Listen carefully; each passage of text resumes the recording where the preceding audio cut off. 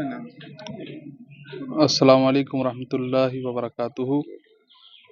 میرا نام سید مقبول اتاری ہے۔ میں مدرسہ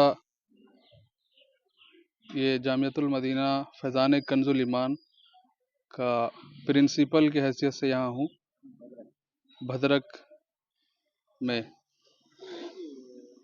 انتقال ہونے کے بعد کے گھر کے اندر میں ڈیڈ باڈی رہنے کے وجہ سے تو کیا کیا نیم پالن کرنا چاہیے؟ جب کسی مرد یا عورت کا انتقال ہوتا ہے تو وہاں پر قرآن پاک کی تلاوت کی جاتی ہے۔ یہ اسلام دھرم کے نیم میں سے ہے۔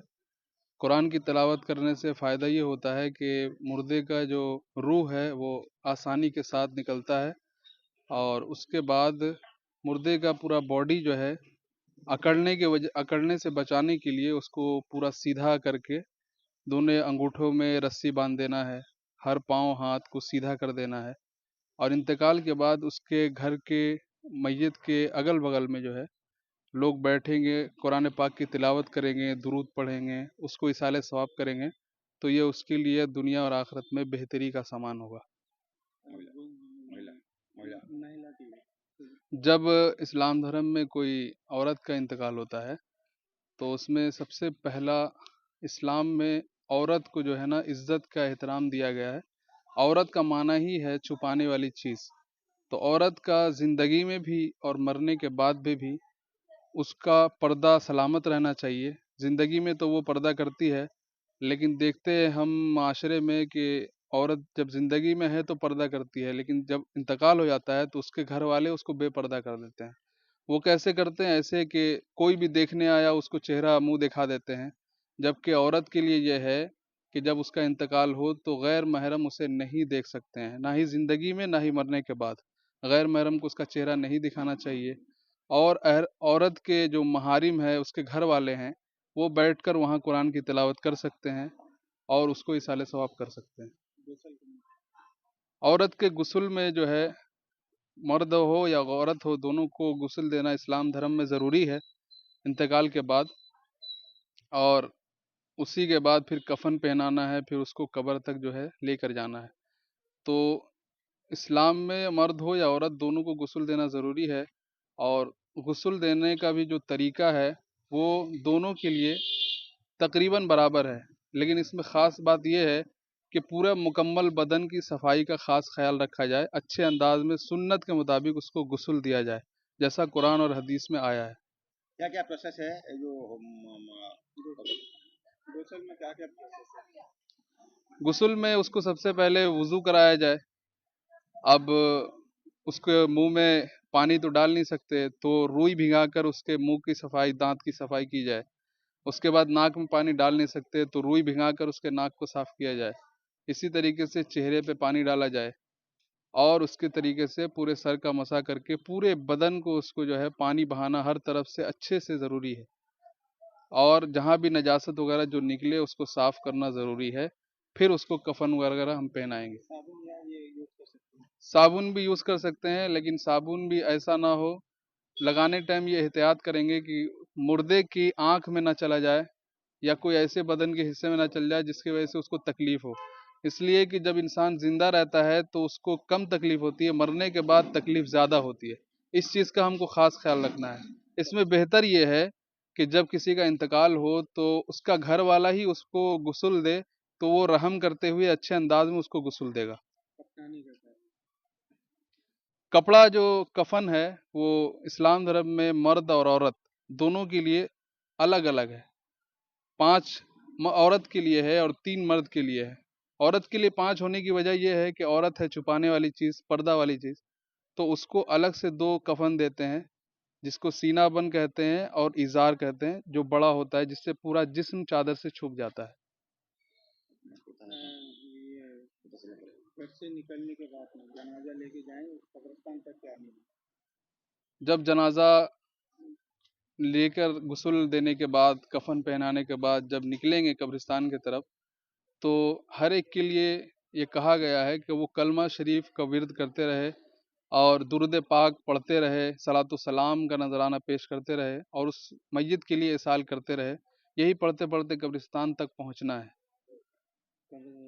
کفنانے کا یہ مٹی اور کفن دینے کے بعد جب جنازے کو لے کے جائیں گے ہم قبرستان تک، تو اس میں ایک بہت بڑی فضیلت ہے اسلام دھرم میں کہ کبیرہ گناہ ہوتا ہے. اسلام دھرم میں دو گناہ ہوتا ہے، جرم جو کہا جاتا ہے. ایک بڑا ہوتا ہے جس کو کبیرہ کہتے ہیں، ایک چھوٹا ہوتا ہے جس کو صغیرہ کہتے ہیں. چھوٹا گناہ، بڑا گناہ. تو ایک ہی یہی چیز ہے کہ جس کے ذریعے بڑا گناہ معاف ہوتا ہے. وہ کیا ہے؟ اسلام دھرم میں جب کسی میت کو کاندھے دے کر جب ہم لے کے جائیں گے قبرستان تک، تو اگر جو بھی 10 قدم کر کے چاروں کاندھے کو 40 قدم اگر لے کے چلے گا تو اس کا 40 بڑا گناہ معاف ہو جائے گا. یہ ایک بہت بڑی چیز ہے. کفنانی مٹی کے اندر دینے کا جب اب لے کر جب درود پڑھتے ہوئے صلاۃ السلام پڑھتے ہوئے اس کو قبرستان تک لے کے چلے گئے، اب دفن تر کرنے کا طریقہ بھی اس کے لیے ایک خاص ہے کہ جب قبر میں اس کو اتاریں گے تو ایک خاص دعا ہے، اس کو پڑھیں گے: منہا خلقناکم وفیہا نعیدکم ومنہا نخرجکم تارۃ اخری. اس کا ترجمہ اور معنی یہ ہے کہ جو حدیث پاک میں یہ دعا آئی ہے، اس کا ترجمہ یہ ہے کہ منہا خلقناکم، یعنی اسی مٹی میں جو ہم جا رہے ہیں، اسی مٹی سے ہم پیدا کیے گئے ہیں. ومنہا نخرجکم، اور اسی سے ہم نکالے جائیں گے بعد میں. اسی مٹی سے پیدا ہوئے، اسی مٹی سے ہم بعد میں نکالے جائیں گے. ومنہا نخرجکم تارۃ اخری، یعنی قیامت کے دن پھر ہمیں کھڑے ہو کر پوری زندگی جو ہم نے گزارا ہے اس کا حساب و کتاب دینا ہے. اس کے بعد دفنانے کے بعد دفنانے کے بعد یہ دعا پڑھتے ہوئے دفن کرنا ہے. اس کے بعد مٹی کو جو برابر کرنے کے بعد جو بہت اچھی چیز ہے اسلام دھرم میں وہ یہ ہے کہ اس میں جنازہ کی نماز پہلے ہوگی. جنازہ کی نماز کی کیا فائدہ یہ ہے کہ جتنے لوگ نماز جنازہ پڑھتے ہیں، اللہ تبارک و تعالی سب سے پہلا تحفہ قبر میں مردے کو یہ دیتا ہے کہ اس کے نماز جنازہ پڑھنے والوں کی بخشش کر دیتا ہے، یعنی ان کے گناہوں کو معاف کر دیتا ہے. یہ ہوا نماز جنازہ پڑھنے کی. اور اس کے بعد نماز جنازہ کے بعد جب بندے کو یعنی مردے کو جب دفن کر دیں گے، اس کے بعد پھر فاتحہ کیا جاتا ہے، یعنی قرآن کی تلاوت ہوتی ہے، جس میں فاتحہ پڑھنے کے بعد پھر اس مردے کے لیے دعا کی جاتی ہے کہ اللہ اس کو معاف کر دے، جو بھی گناہ دنیا میں ہوا، زندگی میں ہوا، اللہ اس کو معاف کر دے اور ہمیں بھی قبر کی آخرت کی تیاری کرنے کی توفیق عطا فرمائے. اس کے بعد پھر مردے کو جو ہے، ہمارے اسلام دھرم میں یہ بھی ہے کہ مردے کو تلقین کیا جاتا ہے. تلقین سے یہ ہوتا ہے، تلقین کا مطلب یہ ہوتا ہے کہ مردے کو یاد دلا جاتا ہے کہ تم جب زندگی میں دنیا میں جی رہے تھے تو تمہارا رب اللہ تبارک و تعالیٰ تھا، اللہ رب العالمین تھا، اور تمہارا کتاب جس کو تم مانتے تھے وہ قرآن مجید تھی، اور جس نبی کو تم مانتے تھے، جن کا کلمہ پڑھتے تھے، وہ محمد رسول اللہ صلی اللہ علیہ وآلہ وسلم. اس تلقین کے کرنے کے بعد اب تمام لوگ جب دینے کے بعد مٹی دینے کے بعد چلے جاتے ہیں تو پھر بلند آواز سے اذان دی جاتی ہے. اذان کی فضیلت اسلام دھرم میں یہ ہے کہ جب بندہ اذان جہاں بھی دیا جاتا ہے وہاں سے شیطان اور بری بلائیں مصیبتیں دور دور ہو جاتی ہے. یہی وجہ ہے کہ جب بھی کہیں طوفان آتا ہے، آندھی آتا ہے یا سیلاب آ جاتا ہے تو وہاں کہا جاتا ہے کہ بلند آواز سے زلزلہ آتا ہے تو کہا جاتا ہے بلند آواز سے اذان دیا جائے. اللہ اس اذان کے ذریعے میں، اپنے کلام کے ذریعے میں، اپنے نام کے ذریعے سے تمام مصیبت اور بلا کو دور کر دیتا ہے.